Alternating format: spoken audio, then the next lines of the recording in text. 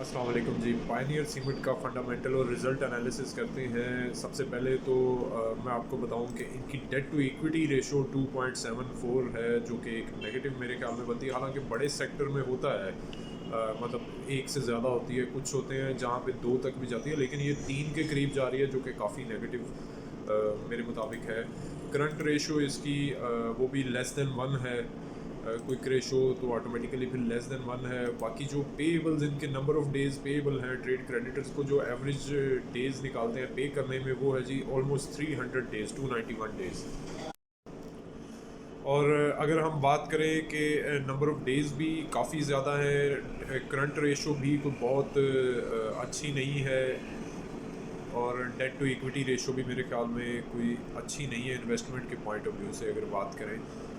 और अब रिज़ल्ट की बात करते हैं, तो रिज़ल्ट है जी इनका क्वार्टर का, जो हम उसको एनालिसिस करते हैं सिर्फ और सिर्फ क्वार्टर के रिज़ल्ट। तो इसमें मैं आपको बताता चलूँ कि इनकी एक्सपोर्ट 115.51% इंक्रीज़ हुआ है। लोकल सेल्स में भी 25.71% इंक्रीज़ हुआ है। इसके अलावा जो है इनकी फेडरल एक्साइज ड्यूटीज़ में कमी हुई है 5% के करीब।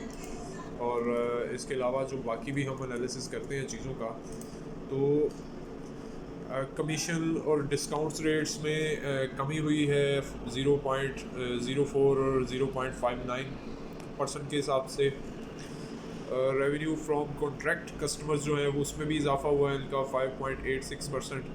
और कॉस्ट ऑफ सेल्स जो है इनकी, अगर हम बात करें तो वो कमी हुई है 4.04%। बहुत ज़बरदस्त किस्म का ये भी इम्प्रूवमेंट है इसमें। एक तो सेल्स बहुत ज़बरदस्त बढ़ी है, फिर कॉस्ट ऑफ सेल्स में भी इन्होंने काफ़ी कंट्रोल किया है। उसके बाद हम बात करते हैं जी डिस्ट्रीब्यूशन कॉस्ट में भी कमी हुई 2.69%, सब्सटेंशियल रिडक्शन है ये भी। उसके अलावा अगर हम बात करें एडमिनिस्ट्रेटिव एक्सपेंसेस की, तो वो भी कम हुए हैं 0.34%। अदर एक्सपेंसेस भी कम हुए हैं। अदर एक्सपेंसेस बढ़े हैं, लेकिन अदर इनकम जो है वो इनकी बहुत कम हुई है, 4% के करीब कम हुई है। लेकिन फिर इनके अदर एक्सपेंसेस भी कम होने चाहिए थे, लेकिन वो बढ़े हैं। सेपरेट हो रहा है शायद ये टाइम ड्यूरेशन का डिफरेंस है कि पिछले साल के जो पिछले पीरियड के लास्ट क्वार्टर के जो थे अदर इनकम, उस वक्त बुक हो गई थी, उनसे रिलेटेड जो एक्सपेंसेस थे कुछ वो इस पीरियड में कवर हो रहे थे किसी वजह से, तो टाइम डिफरेंस है ये शायद।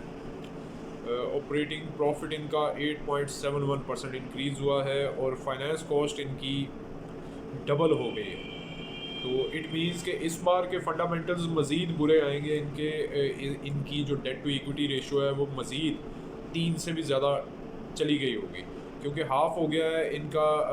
इंटरेस्ट रेट तो हाफ़ हो चुका है, लेकिन इसके इक्वल हुआ है। इसका मतलब है कि उन्होंने मज़ीद बहुत ज़्यादा फाइनेंसिंग उठाई है ये पायनियर सीमेंट ने। इस वजह से फाइनेंस कॉस्ट काफ़ी बढ़ गई। तो ओवरऑल अगर हम देखें तो प्रॉफिटेबिलिटी में इजाफा हुआ है जी ऑलमोस्ट 6% का, जो कि एक बहुत इम्प्रूवमेंट है।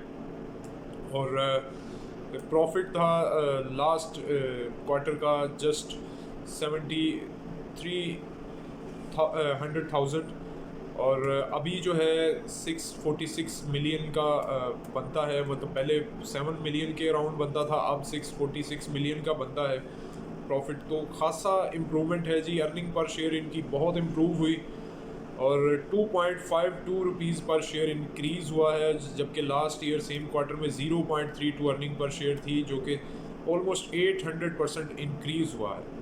इसके बावजूद अगर हम बात करें इसको फंडामेंटली और ये रिज़ल्ट की बेसिस पे रनिंग पर शेयर के हिसाब से देखें, तो ये शेयर ओवर प्राइस्ड है।